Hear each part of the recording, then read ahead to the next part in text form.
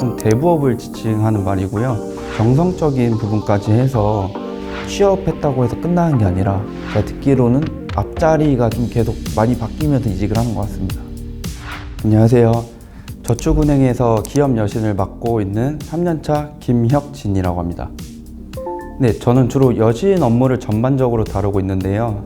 대출 취급부터 상환시까지 사후관리까지 다 담당을 하고 있어요. 그리고 주로 저희 팀에서는 이제 아파트나 도시형 생활주택, 빌라, 오피스텔, 이게 건축자금 지원 대출을 주로 제일 많이 하고 있고, 이제 호텔이나 모텔 리모델링 지원 대출, 이제 토지 매입 잔금 대출, 브릿지성 대출이라고도 하는데 이런 기업 여신을 많이 하고 있습니다.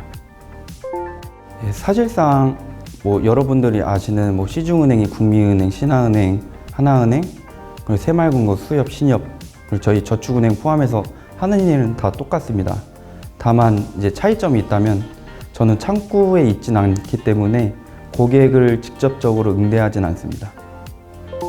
일단 상금융부터 말씀드리면 이제 법적인 이렇게 정확한 용어는 사실상 아니고 좀 대부업을 지칭하는 말이고요.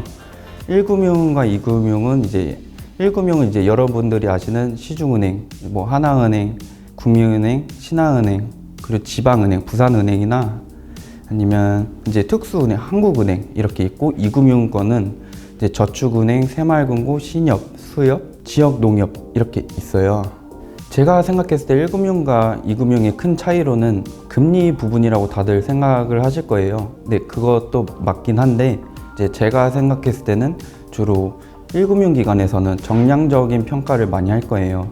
이제 신용 등급이나 담보의 가치를 보고 대출을 많이 해주는데, 저희도 물론 정량적인 평가를 하지만 정성적인 부분까지 해서 저희는 더 많은 서민분들에게 대출을 취급하려고 하고 있어요.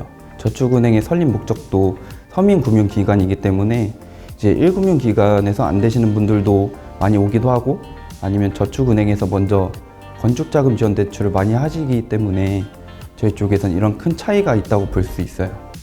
그리고 이제 저희는 방카슈랑스라고 해서 이제 은행과 이제 보험의 합성어가 방카슈랑스인데, 저희는 따로 그런 실적 압박 같은 거는 없어요.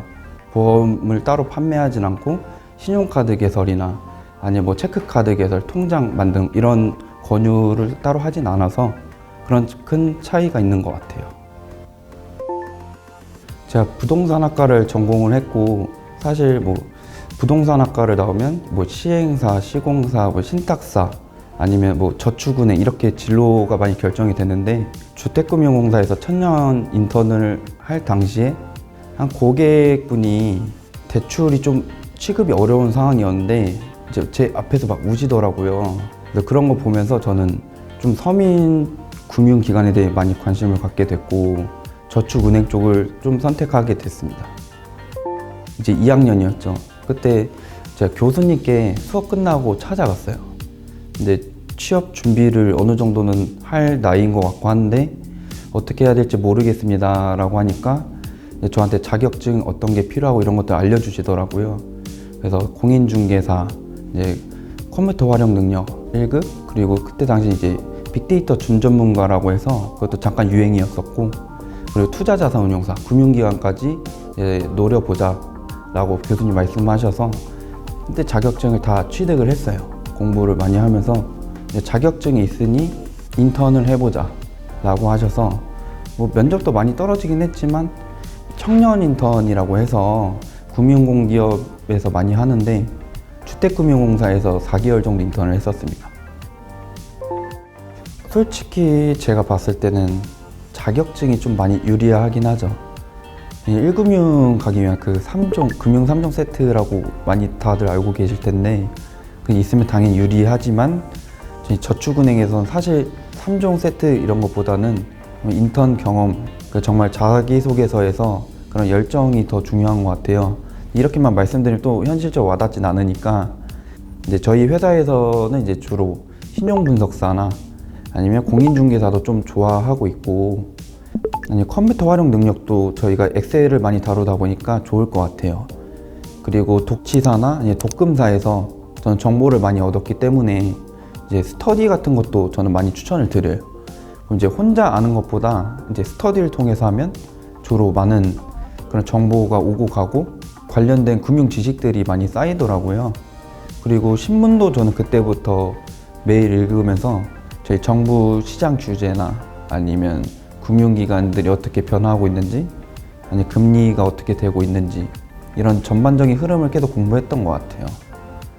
아까 말씀드렸던 것처럼 방카슈랑스라는 업무를 안 하는 게 좀 큰 것 같아요. 저희는 주로 대출을 많이 취급하다 보니까 이제 고객을 상대할 때 있어서 이제 보험이나 신용카드 이런 걸 권유를 따로 하지 않고 하지도 않을 뿐더러 이런 차이가 좀 큰 것 같고, 개인적인 실적 압박은 없는 편인 것 같아요. 이직률이 상당히 높아요.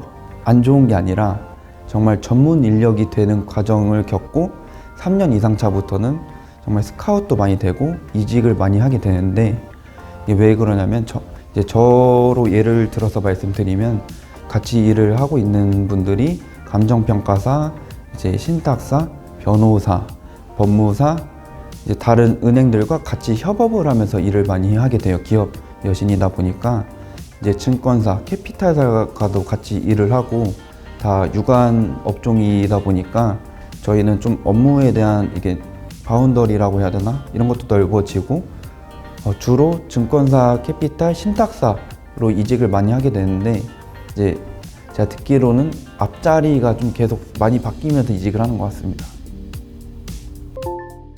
고객께서 물론 저희 대출을 이용하셔서 잘 상환하셨을 때인데, 저희 쪽에 건축자금 지원 대출을 하셔서 건물 잘 지으시고 사업이 성공했을 때, 그리고 저희 쪽에 고맙다고 말씀하시면서 이제 다른 1금융 기관이나 다른 저축은행으로 금리를 좀 낮게 대안을 하실 때 저는 많이 보람을 느끼고, 그분들이 또 다른 고객이 되어서 다른 분들과 저희 쪽으로 연결을 시켜 주시거든요.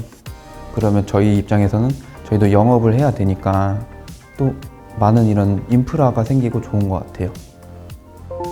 금융기관 관련 인턴이 제일 좋을 것 같아요. 근데 사실상 제일 쉬운 방법으로는 청년 인턴이 좋을 것 같아요. 다른 금융기관보다는 청년 인턴이 자소서 쓸 때도 도움이 많이 되고, 제가 주택금융공사에서 인턴을 했었는데 저희 회사와는 사실 무관한 경험이에요. 그런데도 불구하고 금융 쪽 관련해서 어필을 할 수 있다는 게 장점인 것 같아서 청년 인턴도 저는 틈새 시장이지 않을까라고 생각을 합니다. 입사하기 전에도 많은 노력을 해서 들어오시겠지만, 현재 저도 항상 공부 중이고 매년 저희 회사에서도 시험을 보고 있고, 금융 정책이 항상 바뀌기 때문에 저희가 먼저 반응을 하고 대응을 해야 되고, 그래서 취업했다고 해서 끝나는 게 아니라 계속적으로 발전을 해야 될 것 같아요.